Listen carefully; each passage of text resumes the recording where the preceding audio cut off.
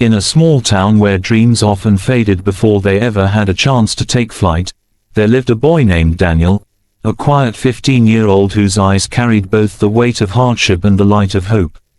His mother worked 2 jobs, cleaning houses by day and waitressing by night, while his father had left years ago, leaving behind nothing but memories that still hurt when spoken aloud. Music was Daniel's refuge, his secret universe, and though the tiny apartment had peeling paint and creaking floors, it was filled with melodies he sang softly late into the night when the world was asleep.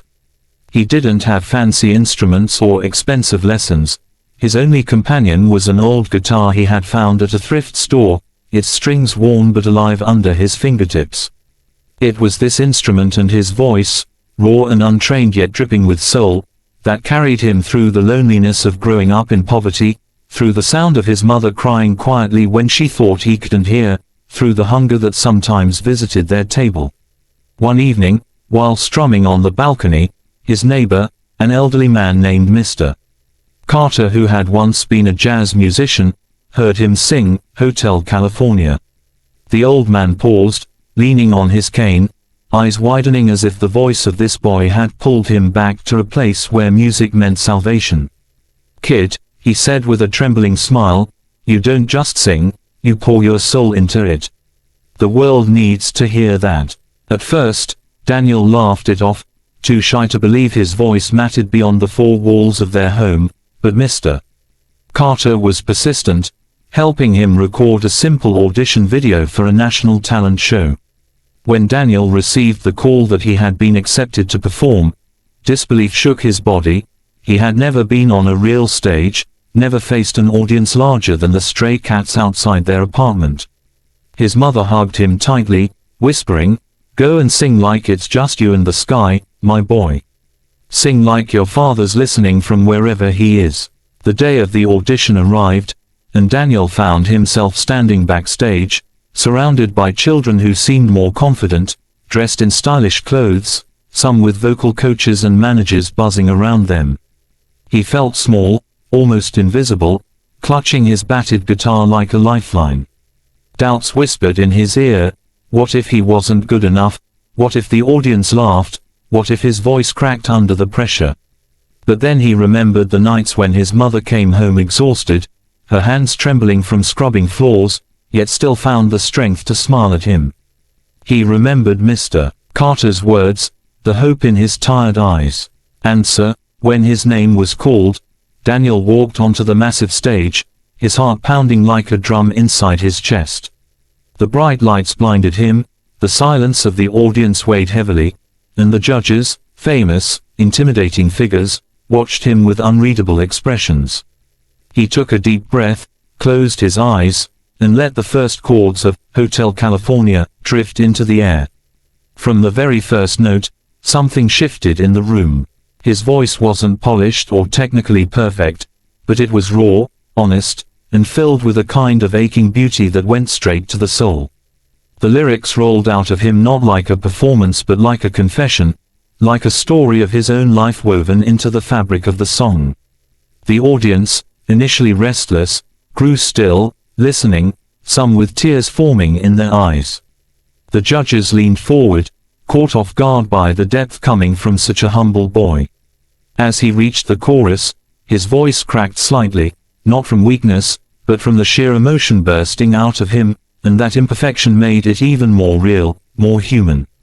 By the final line, the entire hall was on its feet, clapping, shouting, some even crying. Daniel stood there, overwhelmed, his hands shaking as he lowered his guitar, not fully understanding what had just happened. And then it happened, the golden buzzer moment. One of the judges, a stern figure known for his harsh critiques, stood up, his eyes surprisingly wet. "Daniel," he said, voice breaking, "you reminded me tonight why music exists. It's not about perfection, it's about truth. And you, young man, just told the truth in a way we'll never forget." With that, he slammed his hand down on the golden buzzer. Confetti rained from the ceiling, the audience erupted. Daniel's mother, watching from the sidelines, covered her face with her hands as tears poured down. Daniel fell to his knees, unable to hold back his own tears, his dream unfolding in real time. But the story didn't end there, because the real magic wasn't just in the applause or the glittering confetti, it was in what happened afterward. When the episode aired, millions watched across the country. Viewers in living rooms, in bars, in quiet hospital wards, and even in prisons stopped to listen. Messages poured in from strangers, veterans who said his voice reminded them of home, nurses who said it gave them strength on their night shifts, lonely souls who felt less alone hearing his song. A music teacher in Chicago wrote that she played his audition for her students to show them what it meant to sing with heart. A man in California confessed that he had been planning to end his life the night the show aired, but Daniel's voice gave him a reason to stay one more day. The boy who once felt invisible had touched lives he had never met, across cities and oceans. And when the producers invited Daniel back for interviews, he didn't talk about fame or success. Instead, he spoke about his mother, about the sacrifices she made, about Mr. Carter who believed in him, about how music had saved him from despair. Months later, as Daniel continued through the competition, he used his platform not to boast but to help others. He dedicated songs to single parents, to veterans, to kids who felt unseen. He visited a children's hospital, singing quietly at the bedside of a little girl with cancer, her face lighting up as if the pain had momentarily disappeared. His voice wasn't just entertainment, it was healing, a reminder of the beauty and resilience inside the human spirit.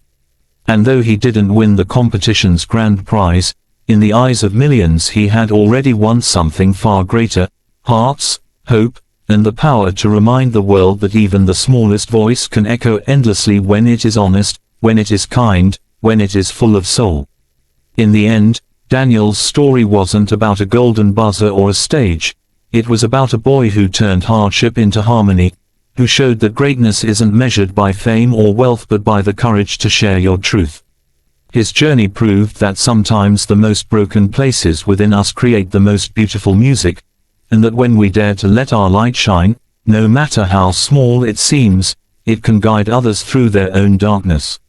And so, as Daniel walked off that stage, confetti still clinging to his hair, he whispered a silent promise to himself, to keep singing, not for applause, but for the people who needed to hear that they were not alone. And that promise became the golden note that would carry him, and all those he touched, through the rest of their lives.